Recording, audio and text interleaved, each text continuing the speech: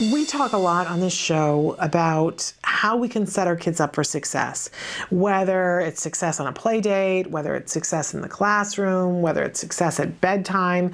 We constantly want to be thinking of setting our kids up for success. And since once they become school age, if we send them off to school rather than homeschool them, it's a significant part of their day, the educational part of their day. And it's really important that we set them up for success. And we talked last week about things we can do in the morning to make it more streamlined, less stressful for all of us, and to get them at the door of the classroom in a mindset where they are set up for success.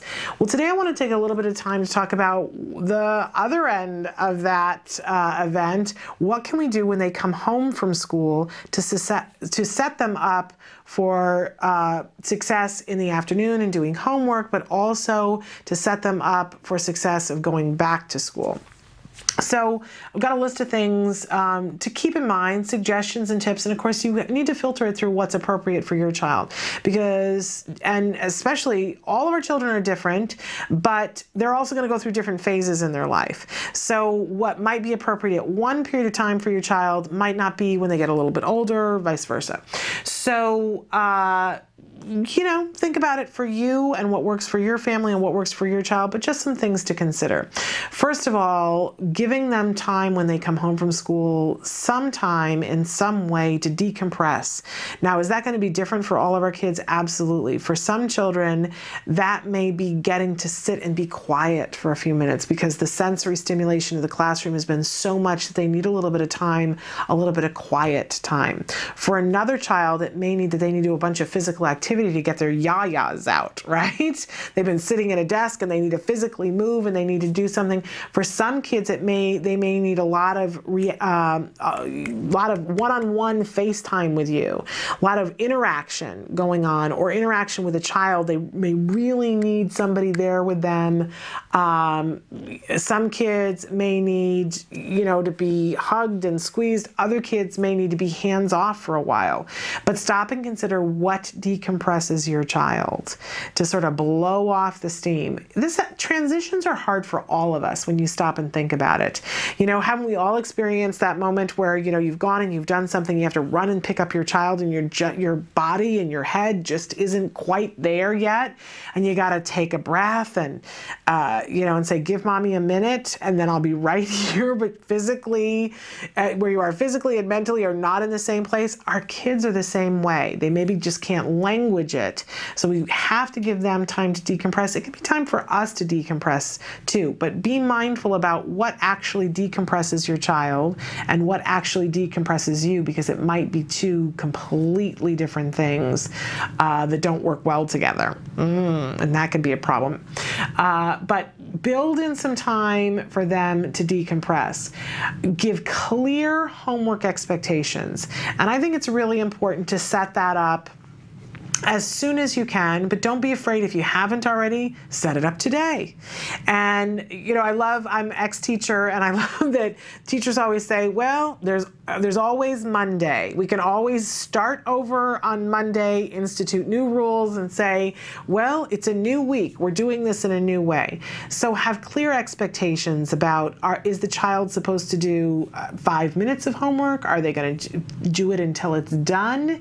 What are your expectations with the homework? If you're not clear, how are we expecting the children to be clear? So we have to be clear, and that's going to change significantly depending upon your child's skill level and their age level and the speed at which their class is moving. I can remember when my son was in kindergarten, we got a packet of stuff that came home on Friday, and we sat down and did homework on Friday because it was the one period of time that he didn't have a scheduled therapist to come. So we did the homework packet in its entirety on Friday, and it went into the backpack and it was done because that's what worked for our therapy schedule. And, in first grade and in second grade, what we discovered was that didn't work anymore because there was so much homework, it would be overwhelming for him to do all of it. And we needed to get him in the pace of, we're going to do 10 minutes every day. But again, it was a packet that came home and you had to turn it in a certain day. Now in 4th grade, man, it doesn't work that way. There's only homework Monday through Thursday. You get it day of, and it's got to be done day of, and it's got to be done in its entirety. So, you know, you really have to go with the flow, but being clear with a child and saying, here is what's going to happen. We're going to sit down and we're going to do the homework until we're done. That might take you 10 minutes. Or it might take you 3 hours, but we're going to sit here and do it. Or you might say to the child, all of this homework needs to get done, so we're going to do it in 10-minute increments. And as long as you're being productive in those 10 minutes, then we're going to take a 5-minute break and do whatever. Whatever works for your child, but be clear about it. Absolutely clear about what your expectations are. And the next one is snacks and liquids. Make sure that you're hydrating your child and that you're offering some kind of sustenance either before or during or immediately afterward. I don't think it's a good idea to say to a child, okay, you know, you can do this, and then after you're done, you get to have your snack if there was nothing else given beforehand. Because if the child is hungry or their blood sugar has dropped, you're setting yourself up for a tantrum and a meltdown. Because what happens when they don't do it, and now you're withholding the snack, and now you're getting close to dinner oh, I've done that before. Don't do that. It's not productive. Okay, give clear reinforcement for the day and clear reinforcement for the homework. So if your child went to school and had a great day, there's some kind of reinforcer for that. We've shown you before the token economy things that we offer here. If you need to set up that with your child so that you can see how they did during the day and that they did great, and there's a reinforcer that they know that they're going to get for doing that, but then have clear reinforcement for doing the homework as well. Because they're two entirely different things and they need to be reinforced.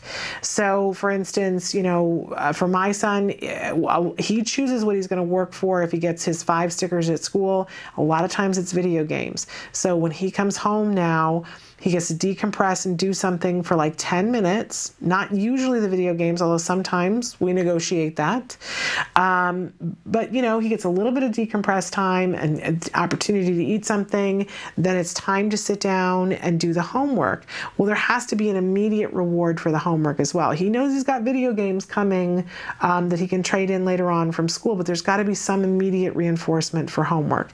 And, you know, that may be getting to do something. I mean, it really depends on what your child, your individual child, finds reinforcing. And then, of course, the last one, if at all possible, and it's not the easiest thing, right? Make it fun.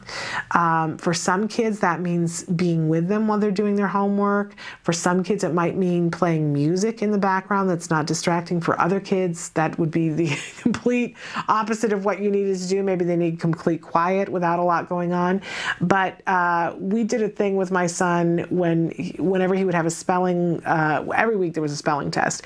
And there were words that he had to get, and it was really hard in the beginning. And we had the little spelling word song so that every time he would spell a word, either Dad or I, whoever was working on it with him, or the therapist, as it were, we would say, spell this word, and if he would get it right, we would do the na na na na na, this whole big dance and song thing. I won't do it for you here because it's embarrassing, and we would make it crazy and fun. And he worked so hard to get the spelling word right because he wanted to see us make fools of ourselves. And we did that for 3 years. He doesn't have spelling words this year.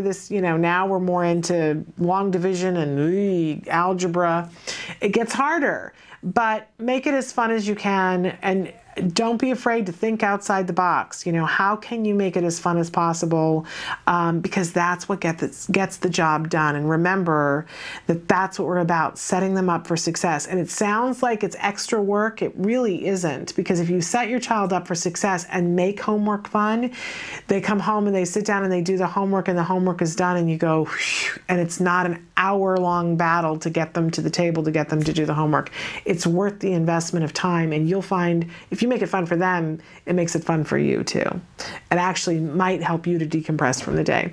But setting our kids up for success at school, we can do it in the morning, but we also want to hit that afternoon time, really super duper important.